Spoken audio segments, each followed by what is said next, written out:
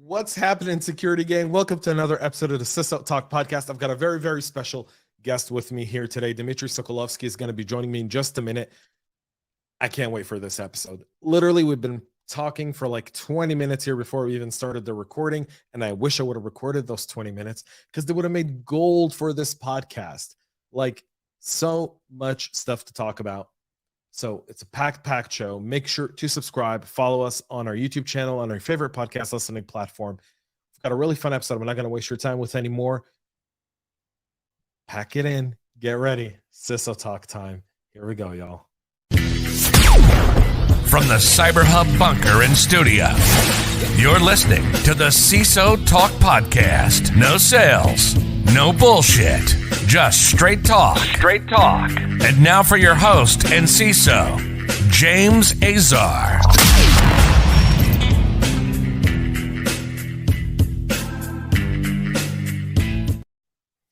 Mr. Sokolovskiy, welcome to the show, buddy. Thank you. Thanks for having me. It's amazing. Starting this music just really gave me. We totally should have recorded. I told you we should have been recording from the beginning. We should have, but then, some of the conversations, I don't always feel like, I feel like some conversations are better left kind of behind the scenes sometimes, right? Agreed. We won't tell people what we talked about. We won't tell people what we talked about, although we've got a fun topic today. We're going to be all over the place for everyone listening. Because really we're recording this past the National Cybersecurity Strategy document, which talks about zero trust, talks about a whole bunch of stuff that I think is very applicable for a lot of CISOs, but it also, I think, adds a level of complexity and kind of, I think in 3 out of the 5 pillars they hit the mark, and I think in 2 other pillars they completely miss it. But that's my humble opinion. We'll hear Dmitry's here on the episode as well. Dmitry, for our audience who don't know that you're the CISO over at Avid Technology, why don't you share a little bit about your background and how you got into your role as a CISO? Sure. So as you mentioned, I'm the CISO and the CSO at Avid Technology. As a CISO responsible for corporate security, enterprise security, as the CSO responsible for product security, both in terms of making sure our products have necessary security features for the likes of me at our customer side being able to use our tools within their Infosec programs, but also to make sure that our products are made securely, so we don't end up being the gateway for some fancy bear walking into the customer environment. And some of our customers are some of the largest entertainment and media companies in the world, so the damage could be severe. I've been here for 4+ years. Prior to Avid, I spent 11 years at CyberHub Software, probably somewhat known privileged access management vendor. When I got my badge at CyberHub in 2007, it said number was 47. I don't know if it was number 47 in the company, but it was really early. I ran the professional services implementation services team in the Americas for 9 years.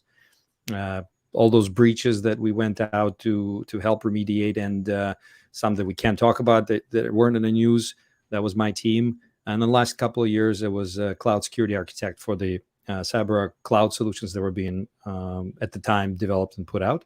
And prior to CyberHub, another 10+ years of general IT practice of all kinds. So I'm a jack of all trades, and now on the bleeding edge of all of that in security. Yeah, security is a lot of fun. I love hearing different backgrounds, though. Kind of growing from the vendor side to the practitioner side is always we're seeing practitioners go to the vendor side now, which I find very fascinating. Kind of that, I feel like it's a revolving door of sorts, right? You come a CISO, you do a stint with a vendor, you end up back as a CISO somewhere, and it's kind of how you avoid burnout a little bit, right? Not avoid. I think you go from one to the other to recuperate, right? You go from CISO to be a vendor as a vacation. So the first year of you being there, it's like, oh, whew, I'm not on call anymore. Things are great. And then a year into it, you're like, oh my God, this is a nut show. What do I do? And then another 2-3 years goes by, you burn out there. Like, I got to go do this safe and secure thing. Just do the CISO thing over there somewhere. And it just keeps rolling. It is. It's a lot of it.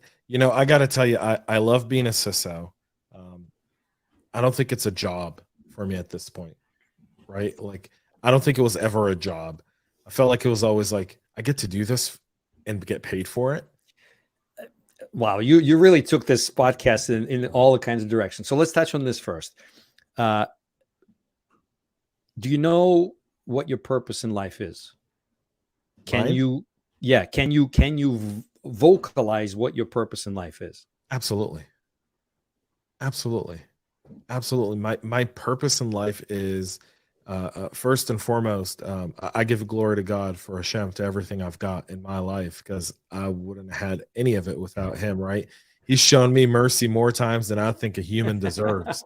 And he's shown me favor way more times than one can deserve. So first of all credit goes to Hashem. But then my real purpose in life is to secure my family and the company I work with, and ensure that I'm doing the best that I can and give them the best advantage to be able to survive and thrive. Japanese have this term definition, ikagai, purpose in life. Mm-hmm. And it's a combination. It looks like a Venn diagram, a fairly complex Venn diagram, 4 circles overlapping. One circle, what do you love to do? Second circle, what are you good at? Third circle, what does the world need? And fourth circle, what do you get paid to do? And in the middle there, that's your purpose in life. It sounds like you found yours in this vocation, and so have I. This is why we do it. This is our purpose in life. And it is needed in the world, helpful to others, makes money, and we love doing it. This is the most important thing. Yeah. I absolutely agree with you. So it's not about security. It's about all those other things. You really nailed it. Like, because this was my what I was thinking about over the past couple of weeks. What's my purpose in life? And then when you ask yourself those questions, there's a whole way to approach figuring this out. If you don't know, and because if you don't know, you will not be happy. The goal is to be happy. How do you be happy? How can you be happy? Is when you do what you love. You can get paid for it. It's helpful to others, and the world needs it. Those are the 4 things. If you do them all together, then you're happy. Shocking how it is. Now, it is different for different people, but once you go through that, you figure out what makes you happy. And this profession, this career is definitely putting me there. I think our career has a very clear trajectory towards success. And I think this career is very challenging because really, a lot of people will look at the S in our title and say it doesn't stand for security, it stands for scapegoat, it stands for a lot of things, but security ain't one of them. Absolutely. And I put a comment on LinkedIn maybe last week about what would I do if I was a large corporation? I was trying to transfer my risk of going to prison. A good way would be to get a person with that title, with the word security in that title, taking the fall for you. So I'm not sure that, by the way, just as a side note, I don't know if security is the right term for this whole industry. It's my hot take. Industry formerly known as cybersecurity. Well, so yes, but guess what? The White House last week is still calling it cybersecurity, right? As of about 5 minutes ago, it's still called cyber. I'd love to change the name because it goes kind of along with the whole zero trust conversation. Let's change the name. John came up with a brilliant strategy, but I don't think he was a marketing guy, right? I think he called it zero trust with the kind of very how developers sometimes name stuff. Very, very kind of, this is what it means. It's a direct meaning of the name, and you're like, yeah. But do you understand that it's very hard to go to your board of directors and other executives and say the word zero trust in today's corporate culture? What's worse? Now you're walking around and you're like all these mosquitoes. Like, oh, we gotta go do zero trust. No, you don't do zero trust. Let's all calm down. And then you get those questions from people that don't understand. Oh, how do we do zero trust? Even better, from vendors that's supposed to understand. We got zero trust for you. Yeah, 15-minute deployment. So easy a caveman could do it. Or a CISO. Or a CISO. You know, let's talk a little bit about the national cybersecurity strategy, because I feel like it's a hot topic. I've seen it shared on LinkedIn, I think hundreds of thousands of times by a lot of cybersecurity practitioners. What's your hot take on it? It doesn't explain the why. It doesn't explain the why that needs to be explained to the population, because people think that the people in this country cannot take the reality of the reason why we're doing why we need to do this. Now, I'm not sure I agree with the specifics of what was released and so on. Like, all that is whatever, but the fifth generation warfare that we're seeing around us in Europe, in Americas, that's not going anywhere. And our government, I think, is seeing that. And so to be able to explain it to the population is very important. Yeah, I think that's a good hot take. I think there's a bit of a why at the very beginning of the document. And the why at the very beginning is explained in a paragraph, and it's not sufficient enough. But it says, as we become more intertwined in technologies, and I'm not quoting the document here, I'm kind of paraphrasing it to everyone listening. I will put the link in the show notes for everyone to see, and you can go to the podcast I did on Thursday last week, breaking down the entire national cybersecurity strategy. And it was the first thing I touched on. They kind of explain the why. They say we live in a cloud world where we're more reliant on technology, and so we need a cybersecurity strategy. That's it. They don't and then they kind of go into what I like to call the axis of evil. The axis of evil is China, Russia, North Korea, and Iran. Those are the new axis of evils. And that's kind of bipartisan at this point. But do we explain that enough? No. But then again, because the why is important for what to do and how to do it, right? We're explaining this is a big problem for the country. Well, why is it a big problem? Well, some Chinese, some Iranians, but that's not landing in people's memories and minds and understanding sufficiently enough. We talked about, before we started, we talked about Ukraine, and we talked about that. That is a kinetic conflict, shooting, war, people are dying. But everything that's happening on the ground right now is smaller part of the overall conflict. The bigger part of the conflict is happening online. It's happening in the information field. It's happening on the internet. It's there.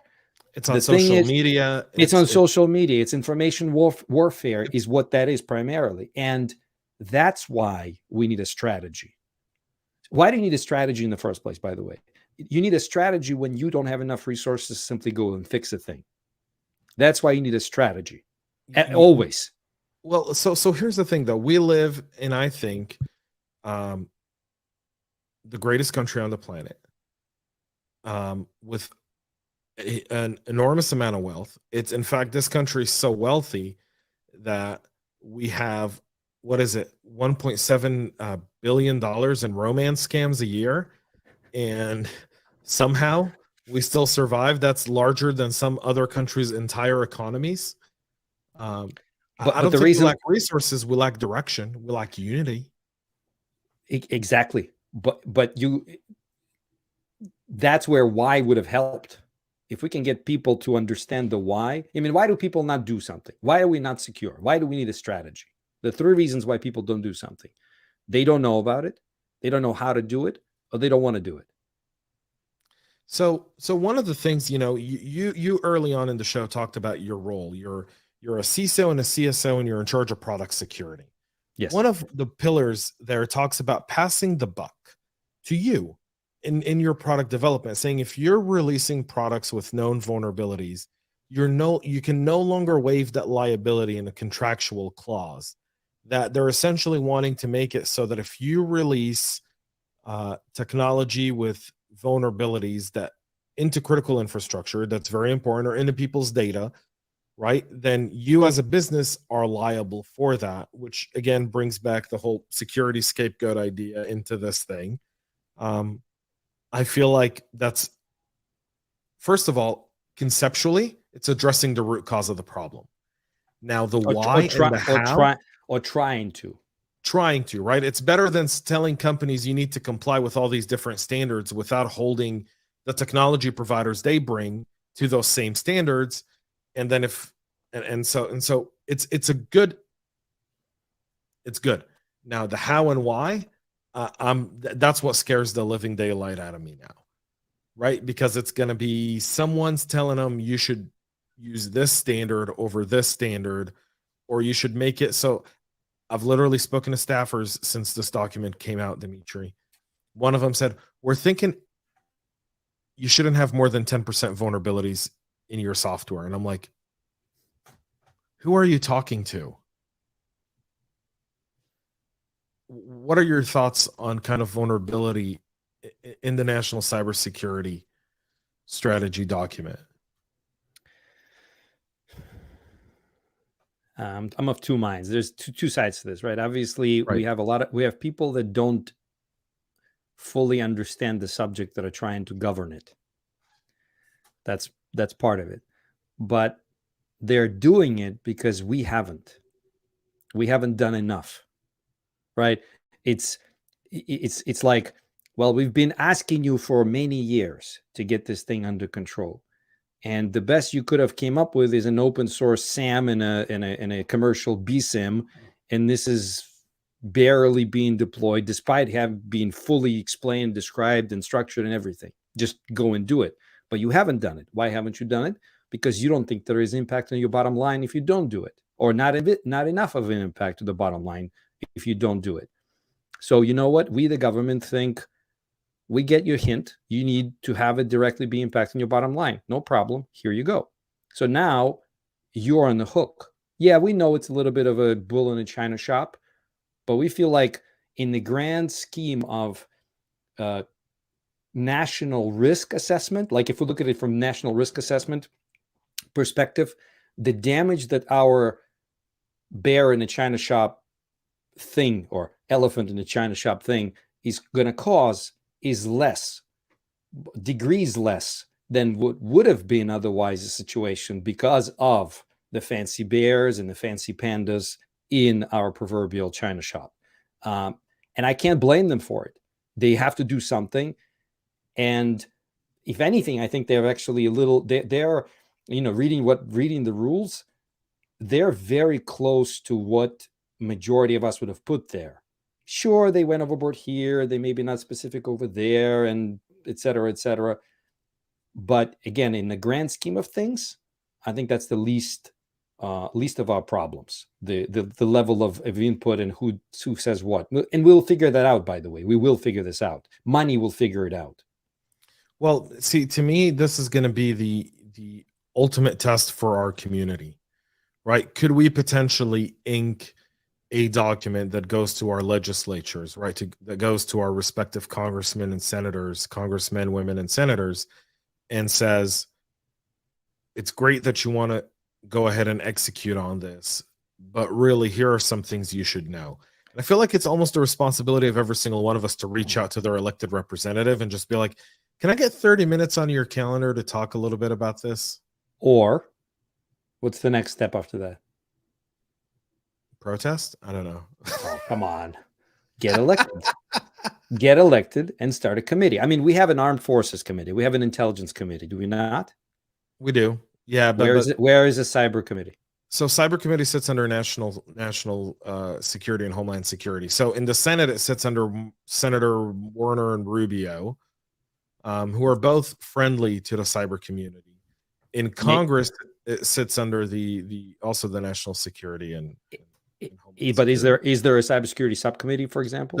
There isn't a cybersecurity subcommittee to my knowledge. And I think part of that, by the way, is I think part of that is the same as to why we don't have a Navy subcommittee or an Air Force subcommittee, right? You have kind of a military subcommittee. Security is no longer just one single function. It's an entire function across many different aspects. And so I think cyber touches everything. And so and this is where I'm going to bring it back to you asking me for a hot take, back to the word security. It's not about security. We are not a cybersecurity function. We are what used to be a cybersecurity function, but I think we're a lot more than that. I think, We're a honestly, business function. I think CIOs should be reporting to CISOs. And you know what? That's not far-fetched, because in some companies now, the CISO ranks higher among the executive teams than the CIO does. And for good reason. And it's not because because security is bigger than technology. It's because technology is just one of the things that creates business risk. Correct. And what our teams are now becoming are business risk management teams. And we are business risk management executives, of which IT is just one risk. It's one of the bigger ones because of the complexity that comes with it, but it's just one of them. And just Correct. like the same way, if we look at it at a national level, it's not a security problem. It's a risk management function, risk management problem, or even more specifically, complexity management problem at a national level. And so that's why I don't think the word security or cybersecurity is no longer relevant. So you bring up a really good point, and I loved your idea of instead of protesting, getting elected. Kind of shows our different strategies. You know, I feel like anytime you want to run for office, it's just as bad as being a CISO almost. It's worse. Pays less. It pays less, and it's a bigger headache. But you kind of look at the program, and I looked at the National Cybersecurity, and like I said, I did a whole podcast on it. They do talk about zero trust, and I think there's, you know, the idea of implementing a zero trust architecture across the entire government. How they're going to do that is, you know, again, great question, and I don't know that there's many answers to it today. Just like you would with a regular InfoSec program. Start with inventory. Yeah, see, so that's so much easier said than done. Have you ever asked anyone? I mean, have you ever asked anyone? Do you know? I mean, what's if you and I sat at a round table with 20 or 30 of our other peers, and we said, "What's your number one challenge?" We're all going to start off with what we just said: inventory. And it's a challenge. It's a challenge still for us, by the way, for the same reason why this strategy has been released. Because businesses are still not understanding the magnitude of the risk that is facing them. And as a result, not dedicating necessary resources. If we had the resources we needed, we would have been able to answer some of the basic questions, like what's on our network and who is on our network. Those two things right there would be a really good foundation to start looking at zero trust, would it not? That would be amazing.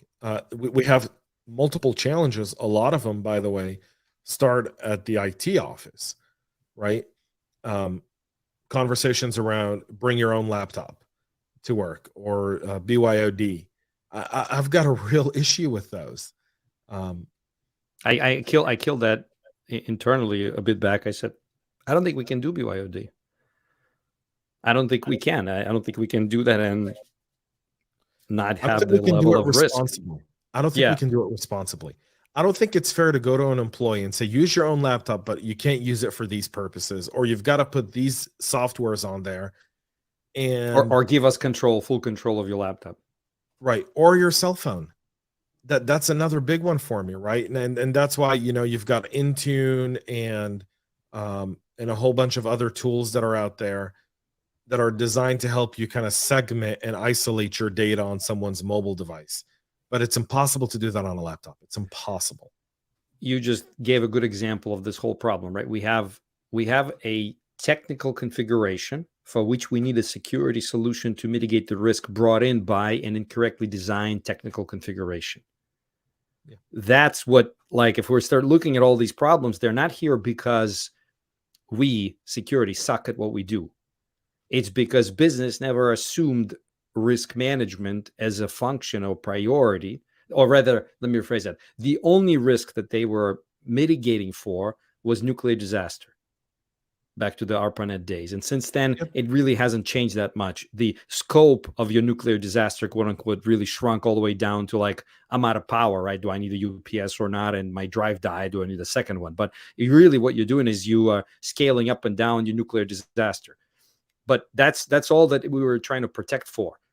And from 1978, when the first spam email went out, 1978, a year after ARPANET was out there, humans have been trying to abuse this beautiful thing called technology, and we're very successful at it. And yet no one adjusted the risk management, the risk assessment profiles from nuclear disaster to John and their kid downloading another torrent. No one ever changed that. And again, I'm hoping this, so we back to the strategy. Strategy is an attempt to solve a problem when there isn't enough resources. And so I think to your point, we have the money. That's not the resources I'm talking about. The resources are here. People are not yet. It's almost, in my mind, the whole strategy is really an attempt to change the security culture, which is what I try to do. And I hope many other CISOs, that's the primary thing a CISO should be doing. With everything else CISO is actually tactically doing, the end goal, the result, when the CISO leaves or whenever CISO can say, I've done my job, is when the security culture is at a certain level. And the security culture or risk management culture or complexity management culture, whatever you want to call it, culture in the country at a national level is not there yet. And in my mind, that's what the strategy is for. Nothing specifically tactical. So I can agree with you 100% on what you just said. There's one of the things discussed is workforce development in the national cybersecurity strategy and kind of bringing new minds, diverse set of minds into the workforce. Completely agree with that. But this is where resources, aka money, comes a big way towards it, right? This is where you can go to a company and say, for every person you bring on as a cybersecurity intern, give them 6 months, we'll underwrite, we'll give you a tax break of half of whatever you give them. Wow. Right? You'll get some credit. Because, I mean, for the government, it's actually a good ROI, right? Give the company, I'll pay you 60 grand a year, I get a $30,000 tax write-off, so you cost me 30. I'm training you in that time period, right? That's a quick way to train a large workforce, yes. Right?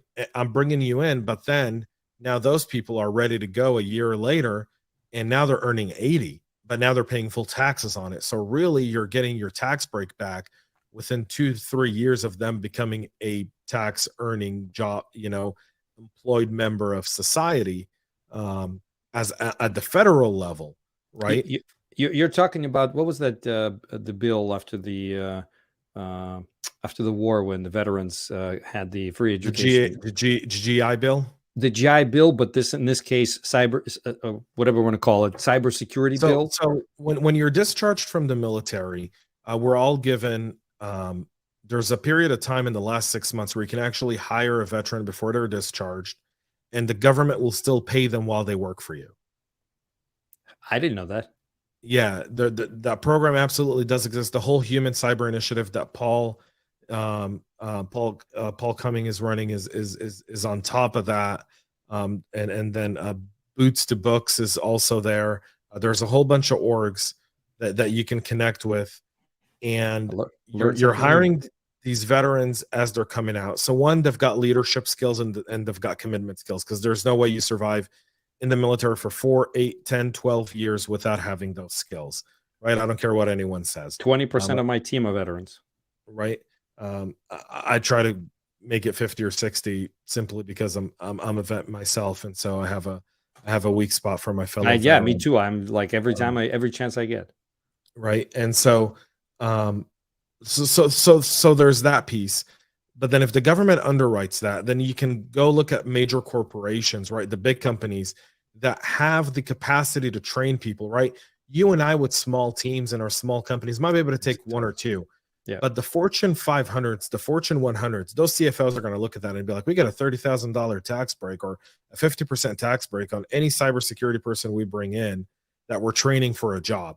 It's better than college, right? So go get your Security Plus cert, go get any cert you can, apply for an entry-level role under this program. You don't have to have college debt, right? So right now you're on top of the world. You're spending maybe a few $1,000s to get certified.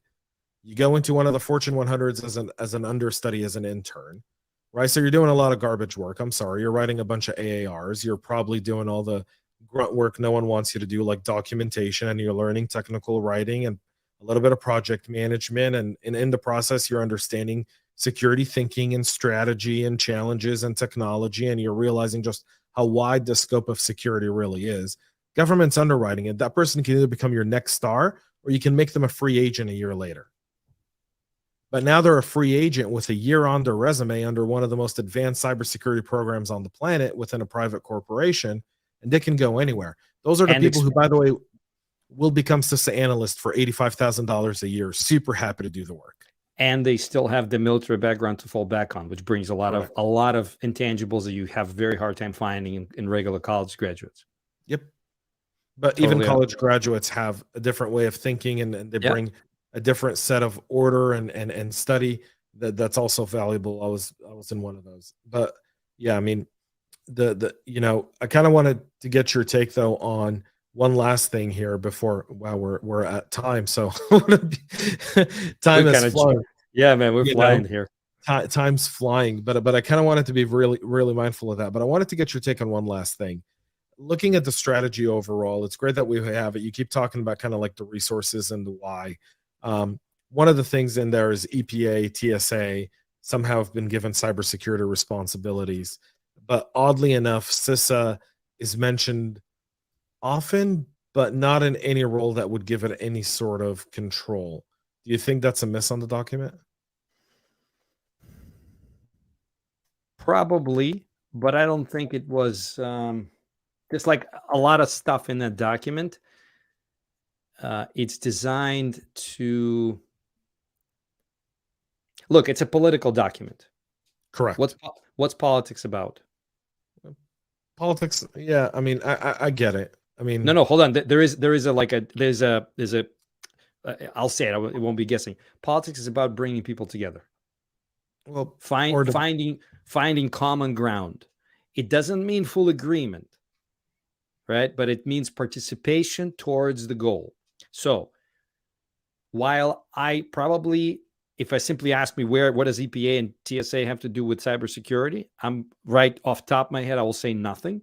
But at the same time, knowing what I know about cyber risk, I'll say that the way EPA and TSA both operate themselves and guide their the areas of their coverage, if the way they guide and operate the entities and players within those fields, if they can all reduce their complexity by 1%, complexity of the operations and what they do and how they do, then all of us in cybersecurity will benefit. So if they can all get together with CISA or under CISA's guidance and say, hey, EPA and TSA, you're responsible for massive areas of the economy. Can you work on lowering complexity? Because if you can, that will make it easier for these entities all to be following cybersecurity rules, and it will make CISA's job better across the board. That's how I'm looking at it. Though I do agree that it probably could have been worded better. It's not worded better, I think, for a few reasons. Like the EPA over the weekend, like the day after the document, telling every state auditor, you've got to start reporting cyber risk to us that you see in every water system in the country. And I'm just like, so let's say they report it to you. Do you know what you're looking at? Do you understand what that risk really means? Do you know how to mitigate that risk? Or are you going to become the middleman? Meaning you're going to get that risk. You're going to go to CISA and be like, we have all these water systems with all these risks. What can you do? And CISA is going to look at it and go, well, we don't have the funding. We don't have the people, right? Because this is under EPA. Hey, EPA, solve it yourselves. Could it be CISO coming, instead of saying that, CISO would say, we don't have the funding of the people to improve, to manage this risk, but we can dedicate a little of our time to guide the EPA who does. So I can tell you've never been in government. I have good. Not what's going to happen. I have hope. Here's exactly what's going to happen. The EPA is going to be like, CISA doesn't have time for us. CISA is going to be like, we're not getting any funding for this, because at the end of the day, every government agency is a business. And the way you make a case for your business is by making sure that the budget that you get from Congress covers everything you need. So the EPA is going to go to Congress and be like, we need money. And then they're going to start building something of their own. Okay, And again, so that's the worst case scenario. I'm hoping that they'll come out and say we need money, and they're being told, look, just lower your complexity a little bit; it'll be cheaper. So I wish it was like that, but you don't know this government. You don't know the people behind it, unfortunately, and I doubt it. I pray to God that you're right. I choose to stay positive. I respect that. But I respect that, but I don't think that's going to be the case. I think people over profits. This is what we're about. Look, I agree that we need to take care of people. There's no doubt in my mind. But the way to take care of people is to really ensure that we give them the resiliency and the resiliency to be able to deal with everything set in front of them. Right? A good employer provides resources to their employee. People over profit is resources and training. If you run for office, I will write you an ad and endorse it myself. Well, thank you. I don't think I'm crazy enough to do that. I don't think I'm crazy enough to do that. I'm gonna put you on the hot seat, Dmitry. Crap.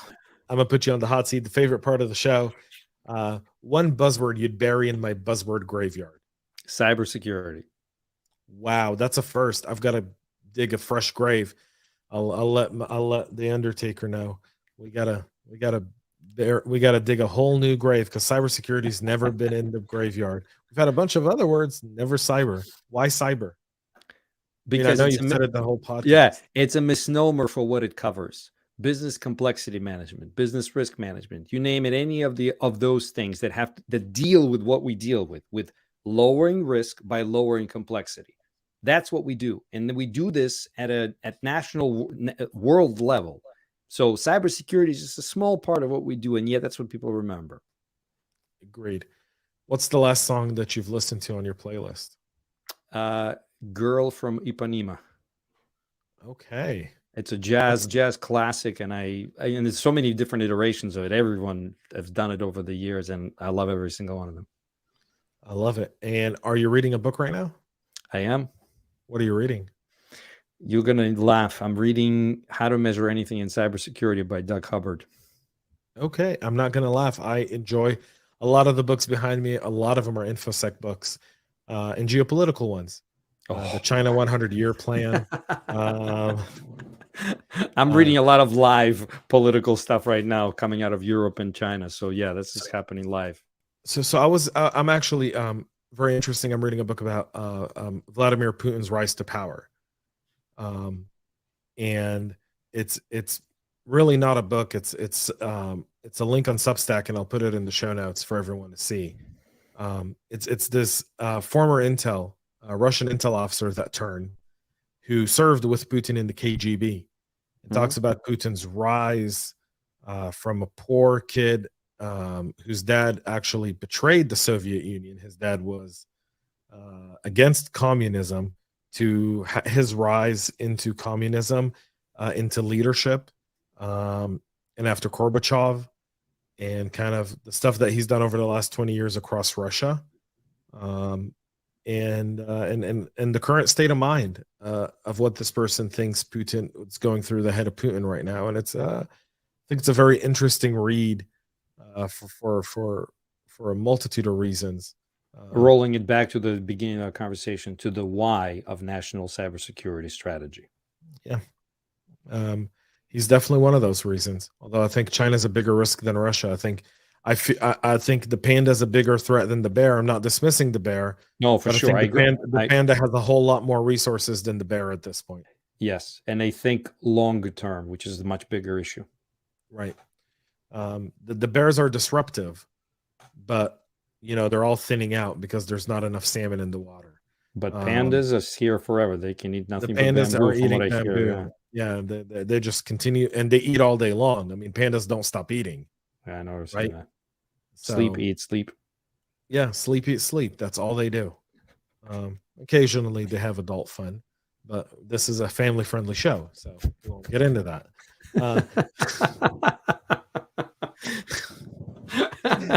This escalated quickly. Yeah. Gang, join me in thanking Dmitriy Sokolovskiy for being on the show today. Dmitry, how can people follow you and be in touch with you? Just find me on LinkedIn. My first name, last name. Twitter is not a big thing for me, especially since all the recent changes. LinkedIn is really my only online presence. And audiencefirst.fm/academy, classes that I teach that we build there to help you all understand. Danny. Yeah, with Danny, exactly. Danny was on your show, if I'm not mistaken, right? Yeah, 2 weeks ago. Yeah, and 2 weeks ago. Our essentials class, 2 hours of foundational stuff about our jobs, CISO industry, CISO pain, CISO tears. That class is out there. You can all sign up and just watch it. 2 hours of me wearing my llama sweater, geeking it out. Well, anything with you in a llama sweater is worth watching. There you go. There's that. Thank you for being on the show, Dmitry. Really appreciate it. We could have gone for another hour. I feel like this could have totally been a Joe Rogan style podcast. We could have gone for like 3 hours, lit a cigar, maybe had a little bit of bourbon. We really need to do that next time we meet, for sure. See, Yeah, I got some whiskey up there on the shelf. Yeah, I've got whiskey behind me, and I've also got some guns behind me. It's a date, James. It's a date. It's a date. We've got it. Folks, thanks so much for tuning in. Make sure to subscribe, follow the podcast. We've got great episodes coming weekly this season with some great minds like Dmitry. And I'm going to have to bring Dmitry back again maybe this season so we can go through Zero Trust. Because I'm telling you, if I would have recorded the first 20 minutes, it would have been added to this. You guys wouldn't have been able to put this podcast down. It's that good. It's like McDonald's hotcakes. They don't last. That's why McDonald's serves them all. All right, y'all. Have a great rest of your day. Dmitry, thanks again. Most importantly, crying, stay cyber safe. Thanks. Make sure to subscribe to our podcast and share it with your friends and colleagues. And get all the latest information at cyberhubpodcast.com.